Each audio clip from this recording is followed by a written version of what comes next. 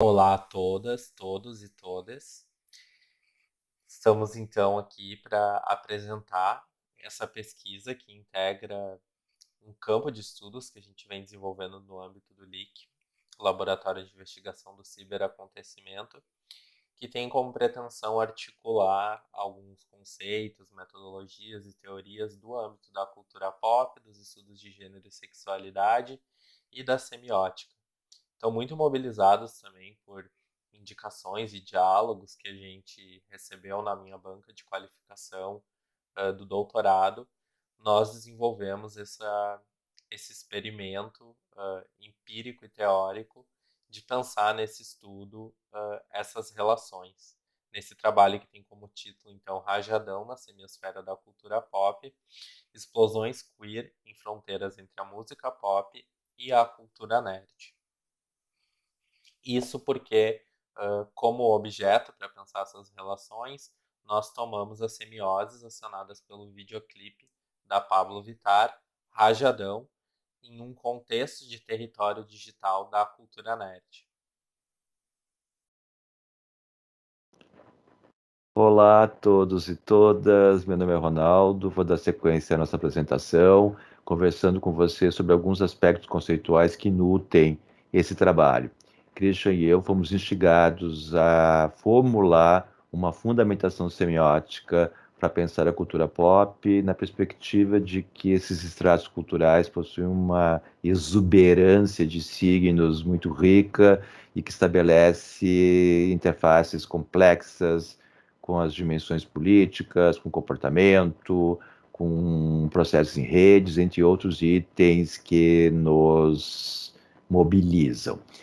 Eu vou compartilhar aqui com vocês a sequência da nossa apresentação. Bem, um dos autores que nos inspira, que está aqui na esquerda desse slide, é Yuri Lotman, que junto com colegas seus ainda na segunda metade do século passado, na Rússia, formulou uma proposição que genericamente conhecida como semiótica da cultura. Essa semiótica vai entender que a cultura se organiza na forma de textos culturais.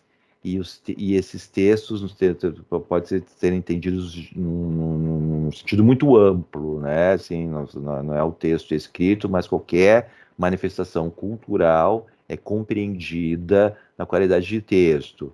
E isso, de uma certa forma, estabelece um diálogo, mesmo que eles não tenham feito isso, porque eles têm ainda uma ideia de signo estruturalista, onde o signo é pensado como uma unidade da estruturação desse texto, né?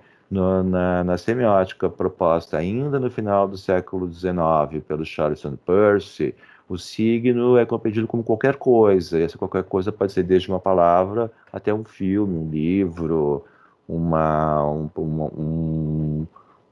moda, enfim. O signo tem um sentido bastante amplo, então a gente já começa a pensar, já começa a estabelecer relações entre a noção de texto cultural da semiótica da cultura com o signo de Peirce, porque existe um conceito que vai ser bem importante de ser trabalhado por nós, que é, primeiro, existe uma coisa chamada semiose, que em Peirce vai ser a ação do signo, é os processos de sentidos que os signos desencadeiam no mundo, né?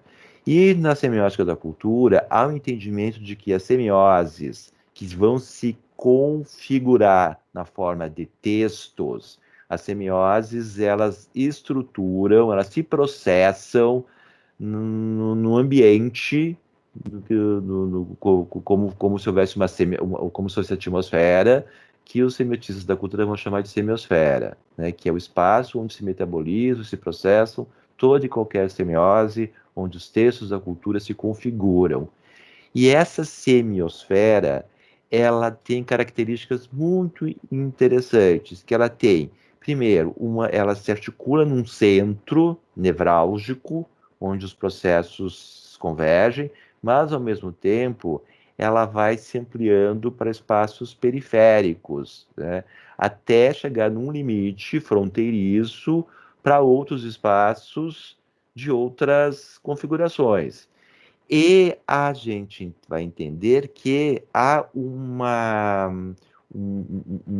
irrigação de processos extremamente profícuos, que a gente vai entender como tradutórios, nas relações entre fronteiras, nas fronteiras dessa hemisféria, na relação entre periferias e centro. E a partir disso, dependendo da intensidade em que esses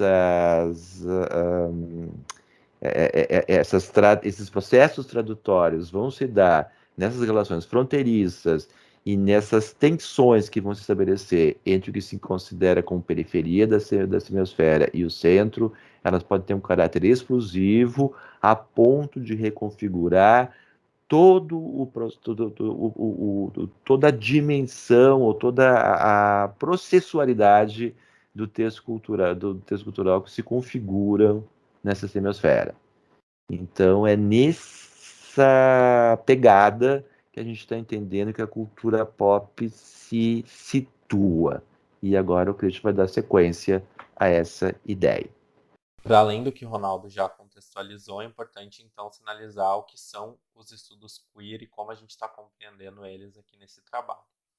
A gente entende que existem diferentes matrizes dos estudos de gênero e sexualidade, dos estudos queer, mas o que nos interessa aqui é a noção de performatividade de gênero para pensar como relações de poder históricas geraram determinadas performatividades que instituem que corpos heteronormativos eles têm mais peso, eles têm mais importância na nossa cultura. E aqueles corpos que se desviam em alguma medida desses padrões estabelecidos por uma sociedade heteronormativa, eles já são passíveis de enfrentar algum nível de precariedade. E aí a drag queen, né, nessa perspectiva, inclusive numa provocação que a própria Butler coloca, né, ela pode revelar a estrutura imitativa do gênero. E talvez essa revelação de estrutura imitativa do gênero ela gere algumas perturbações, né, em lógicas heteronormativas. Para além disso, a gente também toma perspectivas que entendem o gênero a partir de relações de poder, como uma categoria primária, né, que configura relações de poder, lá como vai propor a Joan Scott. Então a gente compreende que gênero, né, está em todas as coisas do mundo. Então gênero é uma camada da semiosfera, ele faz parte desses processos de produções de sentido, dessas semioses, e também vai poder gerar semioses que são mais queer, mais heteronormativas.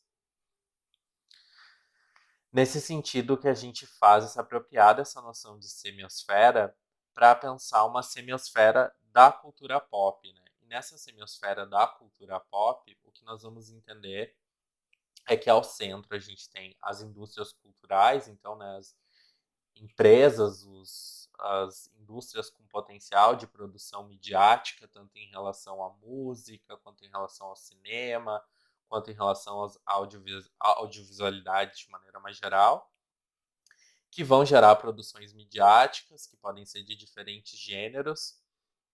A gente também tem os canais de divulgação dessas indústrias, né?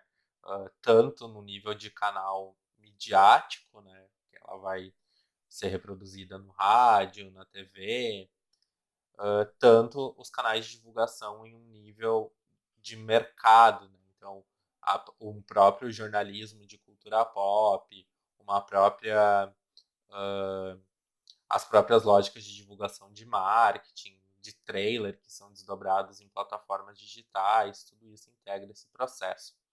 E essa semiosfera, né, ela tá sempre em movimento, conforme a gente tem algum gênero que se articula com determinada produção, a gente vai ter uma zona específica da cultura pop, porque quando a gente fala em cultura pop, a gente pode olhar para filmes, para séries, para música, né? E aqui no contexto no contexto teórico brasileiro, a gente tem uma predominância de estudos de cultura pop pensando música pop, né? E a nossa proposta de semiosfera da cultura pop, então vai de desenhar, né, esse sistema da cultura pop. Dentro desse contexto, a gente tem a cultura nerd, que é a articulação de alguns gêneros, né, midiáticos, de determinados fãs e públicos e que vai fazer fronteira, muitas vezes, com outros espaços da cultura pop, como a música pop, né? Embora a música pop não integre o universo da cultura nerd, ela pode, tendo em vista que a semiosfera está sempre em movimento e tensão, fazer fronteira com lógicas da música pop. E aí, se a gente aproxima o olhar para a cultura nerd, né? Aí, então, aqui a gente propõe essa aproximação para dentro da semiosfera da cultura pop, pensar a semiosfera da cultura nerd, a gente vai ter os gêneros da fantasia, da aventura, da superaventura, da ficção científica.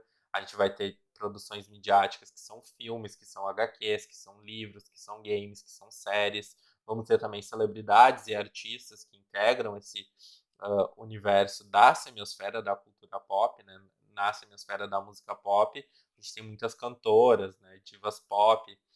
E nessa semiosfera da cultura nerd, a gente também tem essa importância célebre em atores e atrizes que não vida super-heroínas, super-heróis, personagens de Star Wars, e toda essa identidade, então, que se constitui a partir dos fãs e públicos desse universo. São os nerds, dentro dos nerds a gente também tem gamers, e ainda os públicos, né, que consomem, dada a potência pop e de consumo, de visibilidade dessas narrativas, mas que não se identificam como nerds ou gamers. Então eles são mundanos, né, fazendo uma apropriação da noção que o próprio Jenkins utiliza invasores de texto para tratar das pessoas que não são fãs da cultura pop.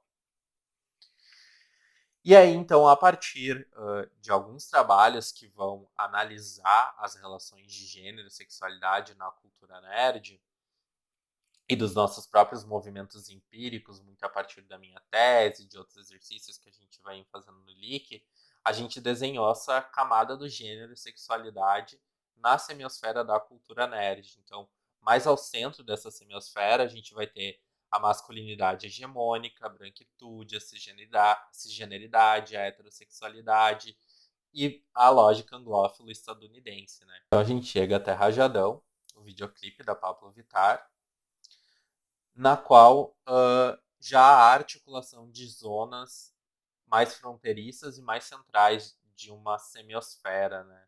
No sentido de que a gente tem ali uma fronteira entre a música pop e a música gospel, que se constitui a partir da própria sonoridade, né, estética da música Rajadão. E ao mesmo tempo a gente tem no videoclipe essa emulação do gospel, né, num contexto de música pop, articulado à possibilidade de drag queens serem super-heroínas, né? Então, Pablo, ela emula uma super-heroína de histórias em quadrinhos no videoclipe. E o próprio videoclipe, o desenho animado, dentro de uma semiosfera da cultura pop, eles também vão, né, fazer fronteira. Inclusive o Lotman, ele coloca o desenho animado como periférico em relação ao cinema, né? Na semiosfera do cinema, quando ele está olhando para a arte. Então, há também esses elementos que já se articulam nessa semiosfera. Quando isso é trazido para um contexto de cultura nerd, a partir da veiculação de notícias desse processo, como é o caso dessa matéria do Omelete, que fala da Pablo mostrar o lado nerd, que é algo que já foi enunciado outras vezes também, nessa possibilidade de uma drag queen nerd, nós encontramos muito fechamento, então, e diversos comentários que vão colocar em tensão essa presença de uma drag queen naquilo que se entende como uma cultura nerd. E aí o que a gente entende é que a Pablo Vittar ela aciona semioses queer que tensionam e perturbam zonas mais centrais da semiosfera da cultura nerd brasileira. Então a gente entende que a partir disso, de uma drag queen se identificar como nerd, a gente tem uma explosão queer nesse contexto de identidade nerd, gerando semioses que são mais diversas, então mais criativas, mais transformadoras. Por fim, o que fica é a noção da semiótica da cultura como uma possibilidade para estudar semioses da cultura pop. Então, esse ensaio mostrou que há esse potencial de trazer um diálogo da semiótica da cultura com a cultura pop a partir das semioses que são acionadas, principalmente no contexto digital. o que nos mobiliza também é continuar investigando as fronteiras que emergem dessas zonas mais intersticiais do queer, da cultura nerd e da música pop. E a gente entende que há também uma contribuição para o estudo de música pop, no sentido de trazer esse diálogo também entre música pop e cultura nerd.